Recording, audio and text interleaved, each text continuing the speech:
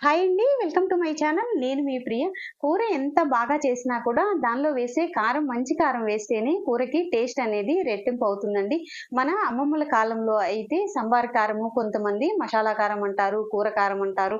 ఏది అన్నా కూడా ఈ మసాలా కారము, సంబార్ కారం అంటాం కదా! అది వేస్తేనే కూరకి మంచి టేస్ట్ వస్తుందండి. ఈ రోజుల్లో మిషన్స్ అలా సంబార్ కారం కొట్టే మిషన్స్ మనకి సిటీస్‌లో ఎక్కువగా ఉండట్లేదు కదా!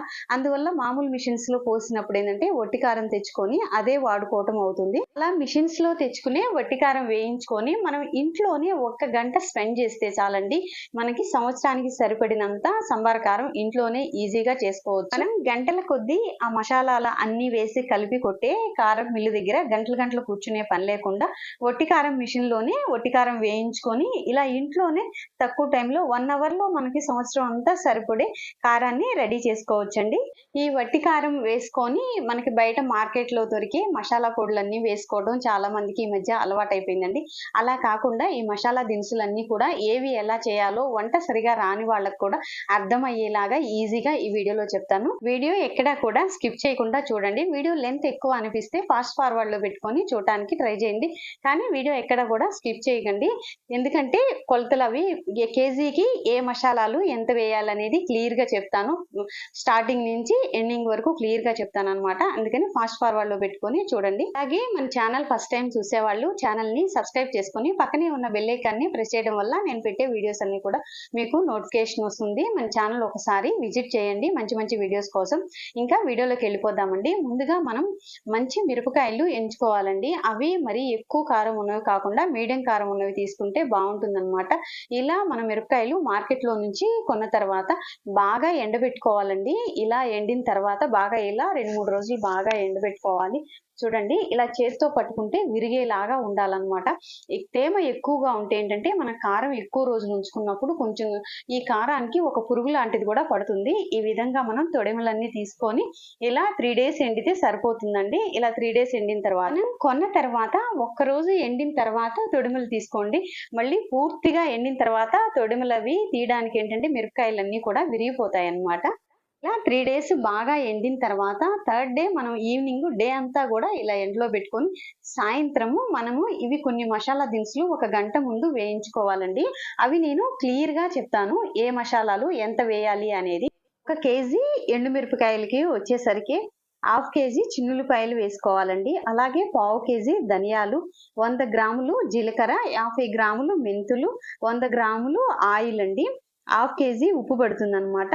100 గ్రాములు కరివేపాకు పచ్చిది తెచ్చి వేయించుకోవాలి. ఇప్పుడు ఇక్కడ మనం తీసుకున్న ఇంగ్రీడియంట్స్ అన్నీ కూడా ఇదిగోండి చూస్తున్నారు కదా! మెంతులు అలాగే ఇవన్నీ కూడా దోరగా వేయించుకోవాలి.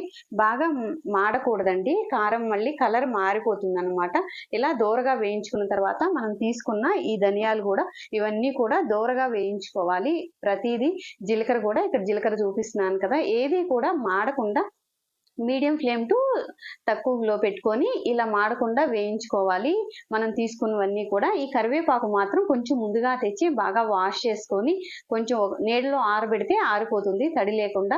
అలా 2, 3 రోజులు మిరపకాయలతో పాటే ఈ కరివేపాకు కూడా ఎండబెట్టుకుంటే ఇలా లైట్‌గా వేయిస్తే సరిపోతుంది. కరివేపాకు కూడా ఏది కూడా మనం వేయించుకునేటప్పుడు మాడకుండా చూసుకోండి. సిమ్‌లో పెట్టుకోండి లేదా మీడియం ఫ్లేమ్‌లో పెట్టుకొని వేయించుకోవాలి. ఇవన్నీ కూడా వేయించుకున్న తర్వాత అన్నీ ఇలా వేడి మీద ఉండకూడదండి. కొంచెం ఆరనివ్వాలి. మనం సాల్ట్ తీసుకున్నాం కదండి 1/2 కేజీ సాల్ట్. ఈ 1/2 కేజీ సాల్ట్ కూడా కళ్ళు ఉప్పు తీసుకుంటే బాగుంటుంది. నేను ఇక్కడ కళ్ళు ఉప్పే తీసుకున్నాను. అదే చూపిస్తున్నాను. ఇవన్నీ కూడా వేడి లేకుండా ఆరబెట్టుకోవాలి. చూపించిన ఈ ఇంగ్రీడియంట్స్ అన్నీ కూడా ఇట్లా వేయించుకున్న తర్వాత మొత్తం కూడా ఇట్లా ఆరబెట్టుకోవాలి. వేడి తగ్గేలాగా చూసుకోండి. వేడి తగ్గిన తర్వాత మనం ఎండుమిరపకాయలన్నీ కూడా తీసి పెట్టుకుంటాం కదండి. ఆ రోజు కూడా మిల్లు పట్టించుకునే రోజు కూడా ఎండబెట్టుకుంటే బాగుంటుంది. ఇప్పుడు ఇందులో ఏమేమి వేయాలనేది నేను క్లియర్‌గా చెప్తాను. మనకి ఈ మిషన్‌లో పోసే వాటికి మసాలా కొట్టకుండా మిషన్‌లో పోస్తారు కదా! రోకళ్ళతో కొట్టేది సంబార్ కారం, రోకళ్ళతో కొట్టే కారం మిషన్స్ వేరుంటాయి. ఇలా మిల్లులో డైరెక్ట్‌గా పోస్తే వస్తాయి కదా! వీటిలో ఏంటంటే వీళ్ళు అన్నీ పోస్తారండి. మిరపకాయలతో పాటు ఈ కళ్ళుప్పు పోస్తారు, ధనియాలు, జీలకర్ర, మెంతులు ఉప్పు, కరివేపాకు ఇవన్నీ పోస్తారు. ఎటొచ్చి పోయినవి ఏంటంటే చిన్నుల్లిపాయలను, ఆయిలు ఈ 2 వేయరండి. మనం మిరపకాయలు మిషన్ పట్టించుకోవడానికి తీసుకెళ్ళినప్పుడే చిన్నుల్లిపాయలు, ఆయిలు ఈ 2 తప్ప మిగతా మనం వేయించుకున్న ఇంగ్రీడియంట్స్ అన్నీ తీసుకెళ్తే కరివేపాకుతో సహా మొత్తం కూడా అన్నీ వాళ్ళు మిషన్‌లో పోస్తారండి. కారంతో పాటు వస్తుందనమాట అవన్నీ కూడా. ఇదేంటంటే మిషన్ అనమాట. అది రోకళ్ళతో కుట్టే వాటిలో అయితే ఏంటంటే మనకి టైం ఎక్కువ పడుతుంది. గంటలు గంటలు కూర్చోవాలి. చాలా ఇబ్బంది పడతామనమాట. అదంతా కాకుండా దానికి తోడు వాళ్ళు కారం కాటా వేస్తారు. దానివల్ల కూడా మనకి కాస్ట్ కూడా ఎక్కువగా ఉంటుందన్నమాట. ఈ మిషన్ లో పోసేది ఈజీగా ఉంటుందన్నమాట. మనం ఎటొచ్చి చిన్నుల్లిపాయలు, ఆయిల్ ఒక్కటే వేయరన్నమాట. ఇలా మనం మిషన్ లో వేయించుకొచ్చిన తర్వాత ఒక పెద్ద డేషా తీసుకొని కొంచెం వేడిగా ఉంటుంది కదా మిషన్ లో వేసినప్పుడు కొంచెం ఆరనివ్వాలి. ఇక్కడ వీడియో క్లిప్ ఏంటో నాకు ఎర్రర్ వచ్చిందండి.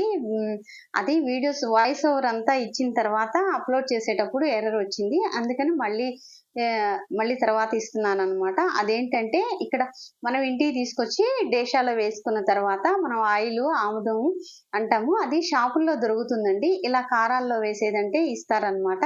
అది తీసుకొచ్చి ఆయిల్ వేసి బాగా కారం అంతా కలిసేలాగా కలుపుకోవాలి.